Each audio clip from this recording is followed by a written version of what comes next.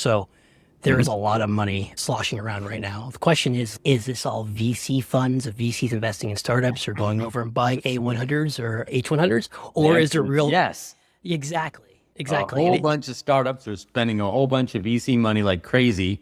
And a huge chunk of that revenue is going straight, or a huge chunk of that money is going straight to Nvidia. Exactly. Nvidia's getting their day in guild, and we have a link to a video about that topic right now. The gold rush, man. You got to be selling picks and shovels. Exactly. So, like, any other thoughts on Nvidia? Do you think anyone can challenge them at this point? Is there anyone who's like a competitor that might be able to dampen their earnings potential?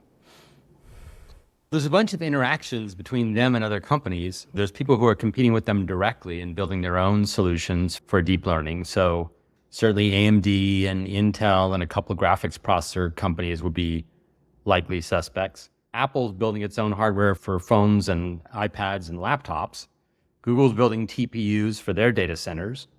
I think Amazon is mostly using Nvidia or AMD for their data centers. But I could imagine at some point Amazon saying, hey, we got to have TPU kind of things like what Google has.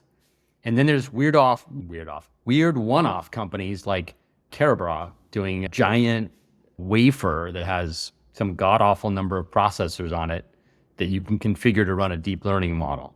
And they just had an announcement, I think, a couple of weeks ago about selling some number of those massive wafer systems to somebody. What's the advantage of having those massive wafer systems compared to NVIDIA's current offerings? Interconnect. If you can get the majority of the chips on a wafer, and that's a different problem, right? Like there's a problem making a wafer because it's hard to deal with imperfections in the wafer that would normally mean some chips are bad, right? Like in the semiconductor business, you make a wafer, you slice it up into all the chips, and then you test the chips, and 10% of them don't work. So you chuck them, and the rest you sell for a bunch of money. So yield, the percentage of the chips that are good, is important, right? If you're building a wafer scale system, you better have good yield, and you're probably not building very many of them, so your startup cost is expensive, versus if you're NVIDIA, you're building some god-awful number of chips because your business is huge, and you got TSMC manufacturing them for you, right? You're not actually manufacturing them, you're just designing them. So for a lot of reasons, the scale of your business is huge, your startup cost is relatively lower, you're unloading some of it onto the person doing the manufacturing anyway, and you can treat chips as individual units and yield is not as painful.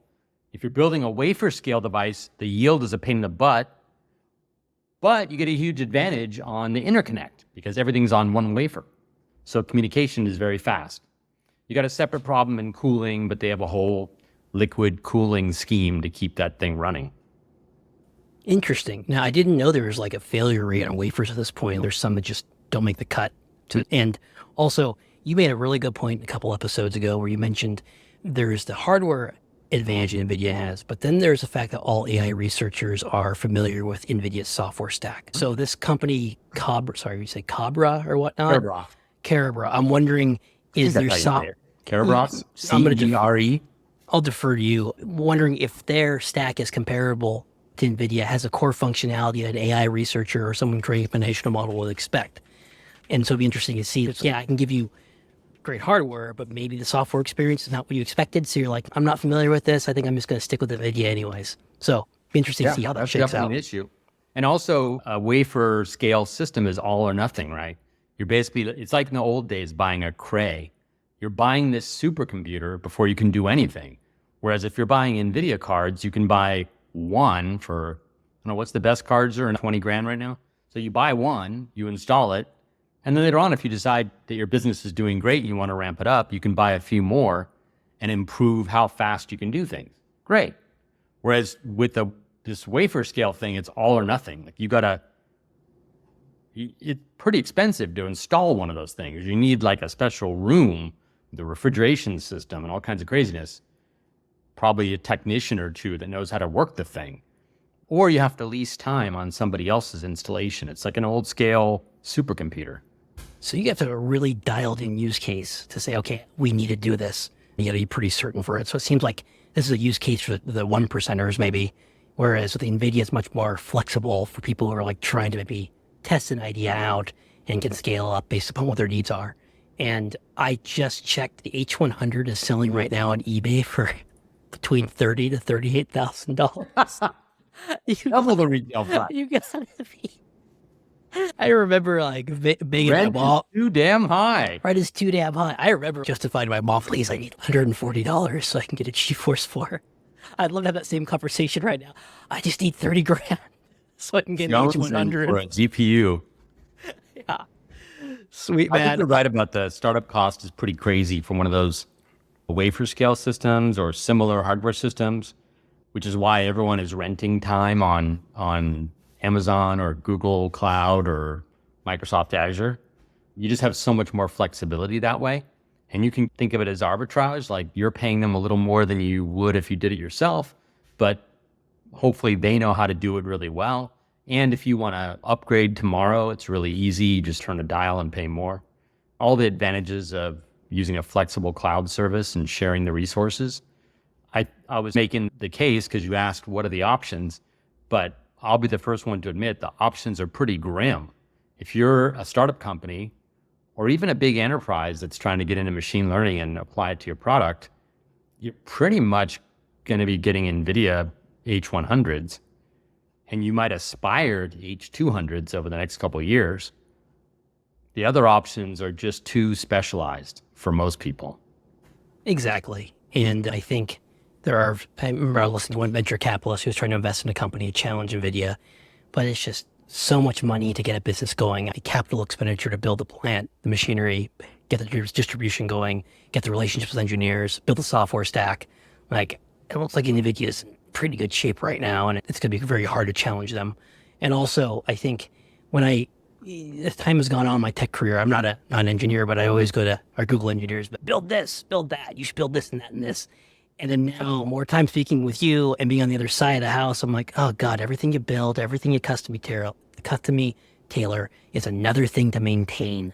And it makes your life much more difficult and becomes a straitjacket on what you're trying to get done. That's right. Whereas maintenance mode, which we'll put a link to that video too. But if you're able to outsource that to their vendor, it's okay, yeah, I'm paying a little bit more, but it's their problem. And I can easily scale. Whereas if let's say I was creating my own data center, I'd be like, oh, if I need to scale, I guess buy a new building or get a contractor in here to tear down a wall. Whereas, nope, I just turn around to Microsoft and Amazon or Google and say, that's your problem. Help me scale.